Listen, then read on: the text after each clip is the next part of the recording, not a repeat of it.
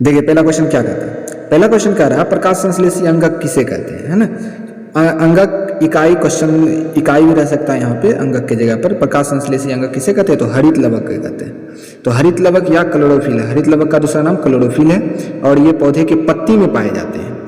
तो प्रकाश संश्लेषी इकाई किसे कहते हैं, हरित लवक को या क्लोरोफिल को। नेक्स्ट क्वेश्चन है वायुमंडल में CO2 का मात्रा कितना होता है, तो वायुमंडल में CO2 का मात्रा होता है 0.03%।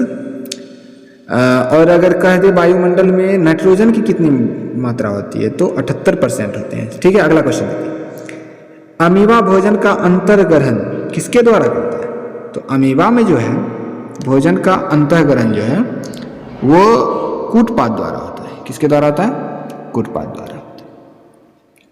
ठीक है, अगला क्वेश्चन देखिए स्वपोषी के लिए आवश्यक है। देखिएगा स्वपोषी के लिए आवश्यक क्या क्या चीज है, क्या इंपॉर्टेंट है वो देख लीजिए।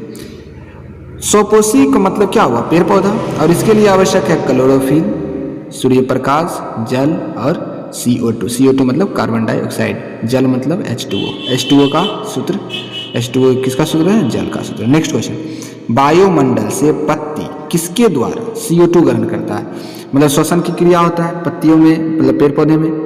तो पत्ती जो है श्वसन की क्रिया के लिए आखिर किस अंग द्वारा जो है CO2 को ग्रहण करता है, तो ये है रंध्र। मतलब पत्ती में उपस्थित छोटे छोटे कण को क्या कहते हैं, रंध्र कहते हैं। नेक्स्ट क्वेश्चन है प्रकाश संश्लेषण की प्रक्रिया के समीकरण द्वारा बताइए। देखिए प्रकाश संश्लेषण प्रक्रिया जो होता है उसको समीकरण द्वारा, बहुत ही इंपॉर्टेंट, 2 नंबर एग्जाम में भी पूछ सकता है और ऑब्जेक्टिव में भी ये पूछ सकता है।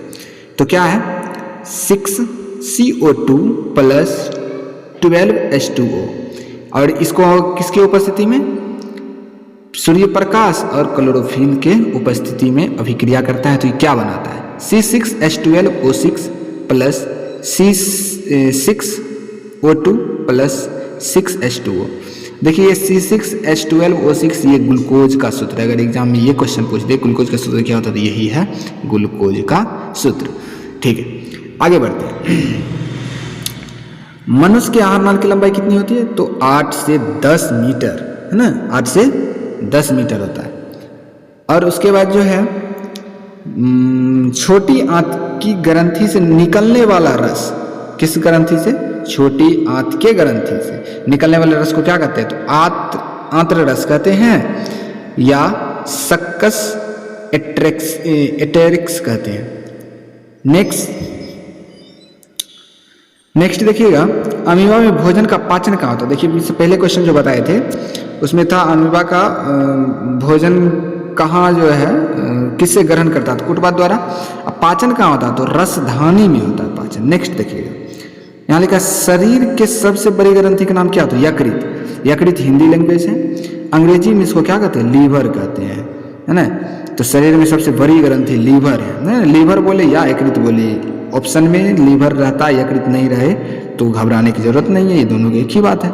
नेक्स्ट है पाचन की क्रिया कहाँ पूर्ण होती है, तो पाचन की पूर्ण जो होता है क्रिया वो रेक्टम में होता है। रेक्टम मलद्वार है, वहाँ पर संचित रहता है, उसके बाद ये मलद्वार शरीर से बाहर निकल जाता है मलद्वार के द्वारा, है ना। तो रेक्टम में जो है ना पाचन की क्रिया हो जाती है, सबसे लास्ट में, है ना, सबसे अंतिम भाग है पाचन क्रिया। नेक्स्ट है छोटी आंत की लंबाई और चौड़ाई। छोटी आंत की लंबाई चौड़ाई 6 मीटर लंबा और 2.5 मीटर चौड़ा, है ना। ये किसका लंबाई होता है, छोटी आंत की लंबाई। अगला क्वेश्चन छोटी आंत का भाग। देखिए छोटी आंत के मुख्यतः कितने भाग हैं, 3 भाग हैं। देखिए ये बहुत इंपॉर्टेंट, छोटी आंत के क्या भाग, 3 भाग, ग्रहणी, जेजुनम, इलियम। ग्रहणी, जेजुनम, इलियम, ये तीनों। तो क्वेश्चन ये भी रहता है कि छोटी आंत की पहला भाग क्या है, प्रथम भाग, तो प्रथम भाग ग्रहणी हो गया, अंतिम भाग क्या कहते हैं, इलियम हो गया, मध्यम भाग बन जाए जेजुनम हुआ। ठीक है, नेक्स्ट क्वेश्चन मनुष्य में ब्रिक को क्या कहते हैं, इंग्लिश में किडनी कहते हैं ना। ब्रिक किससे संबंधित है, तो उत्सर्जन से संबंधित है, क्योंकि ये ब्लड को उत्सर्जित करता है ब्रिक किडनी। हम जानते हैं कि किडनी कितने होते हैं मानव शरीर में, मानव शरीर में किडनी की संख्या 2 होते हैं, और ये क्या करते हैं, ब्लड को उत्सर्जित करते हैं। इसलिए जो है मानव में जो है ब्रिक जो है वो किससे संबंधित है, उत्सर्जन से संबंधित है। हाँ, नेक्स्ट क्वेश्चन, पादप में जो होता है जाइलम किसके लिए उत्तरदायी होता है? जाइलम जल के वहन के लिए उत्तरदायी होता है। पादप में जो होता है जाइलम किसके लिए उत्तरदायी होता है? जल के वहन के लिए उत्तरदायी होता है। नेक्स्ट क्वेश्चन है, पादप में फ्लोएम, जाइलम और फ्लोएम ये दोनों होता है, पादप उत्तक है ये, है ना। तो ये पादप में क्या फ्लोएम, फ्लोएम जो है ना खाद्य पदार्थ के वहन के लिए या खनिज लवण के वहन के लिए, दोनों में से कोई एक बात है, ठीक है। ये फ्लोएम खाद्य पदार्थ की को खींच करके पौधे के सभी भाग में पहुंचाता है, और जाइलम जो है पृथ्वी से जल को खींच करके पौधे के अनेक भागों में पहुंचाते हैं। हाँ, उसके बाद नेक्स्ट क्वेश्चन है, शरीर में सबसे छोटी रक्तवाहिनी क्या है? तो शरीर में सबसे छोटी रक्तवाहिनी है वैनाक। वैनाक जो है ये शरीर की सबसे छोटी रक्तवाहिनी, तो याद रखेंगे। चलिए, उसके बाद जो है नेक्स्ट है, मनुष्य में सामान्य रक्तदाब, है ना, साधारणतः जनरल जो है रक्तदाब, ब्लड प्रेशर, बीपी इसको बोलते हैं, कितना होता है? तो 120/80 mmHg होता है। देखिए एग्जाम में क्या करता है, 80/120 दे देगा ऑप्शन में, बौखना नहीं है, याद रखिएगा। नीचे जो है ये हर के बाद हुआ ना, ये बटा नीचे है ना, तो बटा छोटा ऐसे याद रखिए, बटा छोटा 80 है ना, छोटा 120 से, तो 120/80 अगर हो तो ये 120/80 पे मारिएगा, ठीक है। नेक्स्ट क्वेश्चन देखिए क्या है, हृदय का कौन सा भाग रक्त ग्रहण करता है? तो हृदय कौन सा भाग रक्त ग्रहण करता है? तो हृदय का साइनस सिरा, ये साइनस सिरा जो है वो रक्त को क्या कर लेता है? ग्रहण करता है। हृदय के साइनस सिरा जो अंग है वो रक्त को ग्रहण करने का कार्य करता है। देखिए हृदय को इंग्लिश में हार्ट कहते हैं, जिसको दिल कह रहे हैं हम लोग। तो ये हृदय जो है, हृदय के कितने कोष्ठक? हृदय के 4 कोष्ठक। मनुष्य में जो हृदय होते हैं उसके कोष्ठक क्या होते हैं? 4 कोष्ठक होते हैं, या 4 वेश्म होते हैं। वेश्म, 4 वेश्म, वेश्म बोलिए या कोष्ठक बोलिए, एक के बाद। नेक्स्ट क्वेश्चन, मनुष्य की सामान्य हृदय गति, देखिए हृदय गति 72 बार होना चाहिए, कितना? 1 मिनट में, प्रति मिनट 72 प्रति मिनट। नेक्स्ट है स्थलीय पौधे। स्थलीय पौधे किसको बोलते हैं? जो मिट्टी पर उगते हैं उसको स्थलीय कहते हैं, और एक जो होता है वो जलीय पौधे होते हैं ना, ये स्थलीय पौधे। स्थलीय पौधे मिट्टी के किन किन पदार्थ को ग्रहण कर लेते हैं? जो चीज़ की आवश्यकता पड़ती है, जैसे मकई का पौधा हम लगाते हैं वो सब स्थलीय पौधे, उसको जो चीज़ की ज़रूरत होता है हम लोग खरीद के ला देते हैं बाजार से, है ना। नाइट्रोजन हुआ, पोटेशियम हुआ, लोहा, मैग्नीशियम तथा अन्य जो पदार्थ हैं, ये मुख्यतः हम कुछ नाम लिख दिए हैं, ये सब जो है मिट्टी से ग्रहण कर लेते हैं। कौन? तो ये स्थलीय पौधे। नेक्स्ट है 2 बाह्य परजीवी के नाम। बाह्य समझते हैं ना, जो शरीर के बाहर में रह करके, शरीर के कोई भी चीज़ को बाहर रह करके उसका आप घटित करते रहे, उसको खाते रहे, है ना, अपना भोजन बनाते रहे। तो बाह्य जो है परजीवी 2 जो है वो क्या क्या हो जाएंगे? खटमल देखें वो बाहर में ही होता है, शरीर के अंदर नहीं होता है ना, वो बाहर होता है। तो खटमल और जूं ये दोनों जो है बाह्य परजीवी। अगर आंतरिक परजीवी कहे तो उसमें आप जो है कीड़ा कह सकते हैं, जो पेट में होता है वो कीड़ा कह सकते हैं। और आंतरिक परजीवी के बारे में हम आगे चर्चा करेंगे। नेक्स्ट देखिएगा, पित्तरस स्रावित जो होती है वो कहाँ से होती है? तो यकृत से होती है। पित्तरस कहाँ स्रावित होती है? यकृत से होती है। तो पित्तरस जो होता है ना वो संचित कहाँ रहता है? यहाँ पर हम संचित लिखना छोड़ दें। पित्तरस कहाँ संचित होते हैं? तो पित्ताशय में संचित होते हैं, ये भी देखिए याद रखिएगा। पित्तरस पित्ताशय में संचित रहते हैं, लेकिन स्रावित का निकलते कहाँ? स्रावित मतलब होता है निकलना, वो कहाँ से? तो यकृत से। नेक्स्ट देखिएगा, अवायवीय शोषण कोशिका के किस भाग में होता है? देखिए अवायवीय शोषण कोशिका किस भाग में होता है? तो कोशिका द्रव में होता है, कोशिका द्रव में। नेक्स्ट देखिएगा, मनुष्य में जो होता है सांस लेने, है ना, और छोड़ने की प्रक्रिया क्या कहलाती है? श्वासोच्छ्वास। श्वसन नहीं कहलाती है। ऑप्शन में क्या कहलाती है? ऑप्शन में श्वसन भी दे देता है एग्जाम में, है ना। अगर ऑप्शन रहता है तो उसमें श्वसन दे देता है। याद रखिएगा, मनुष्य में सांस लेने और छोड़ने की प्रक्रिया श्वासोच्छ्वास कहलाती है। नेक्स्ट है, प्रकाश संश्लेषण किसमें होता है? तो प्रकाश संश्लेषण किसमें होता है? हरे पेड़ पौधे में, जानते हैं पेड़ पौधा में प्रकाश संश्लेषण। हम लोग में जो पोषण होता है वो तो स्वपोषण परपोषण वगैरह होता है, लेकिन ये प्रकाश संश्लेषण भी स्वपोषण है, जो किसमें होता है? सिर्फ पेड़ पौधा में ही होता है। नेक्स्ट है, श्वसन में या श्वसन क्रिया में किसका ऑक्सीकरण होता है?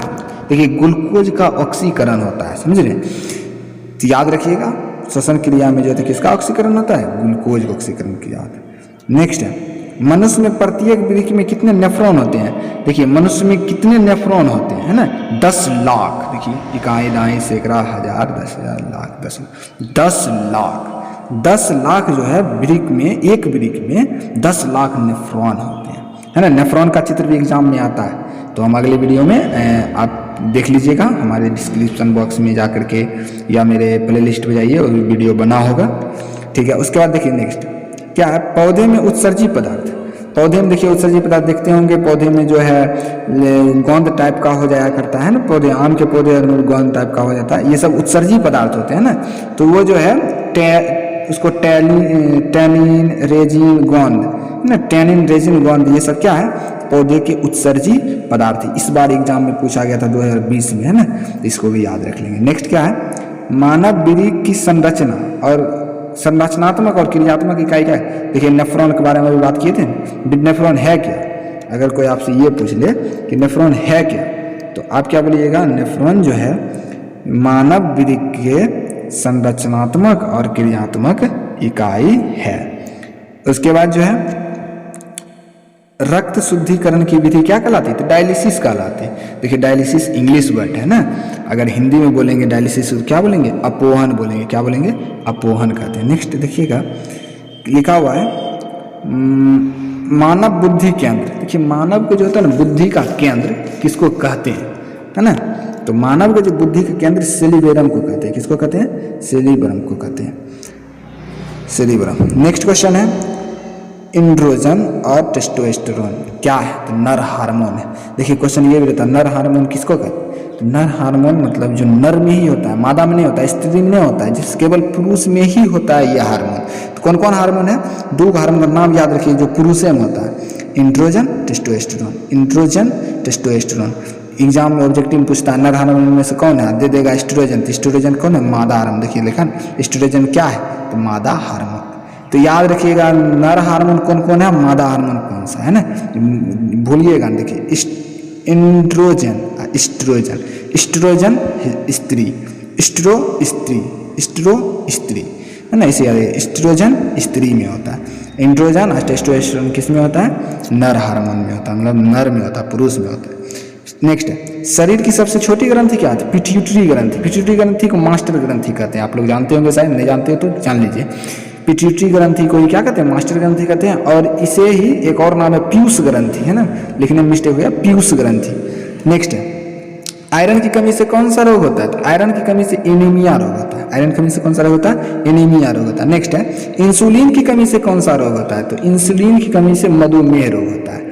हाँ, इंसुलिन की कमी से कौन सा रोग होता है? मधुमेह, जिसको चीनी रोग कहते हैं ना, शुगर, वही हो जाता है। नेक्स्ट है रासायनिक दूत किसे कहते हैं? देखिए ये 40 नंबर क्वेश्चन है जिसका आंसर मैं नहीं लिखा हूँ। आज आप लोग कमेंट में लिखिए कि आखिर रासायनिक दूत कहते किसको हैं। इसका सही जवाब जिसको आएगा उसका नाम हम अगले वीडियो में बताएंगे। तो चलिए आज के लिए इतना ही काफ़ी, और हमारे इस वीडियो को देखने के लिए आपको बहुत बहुत धन्यवाद।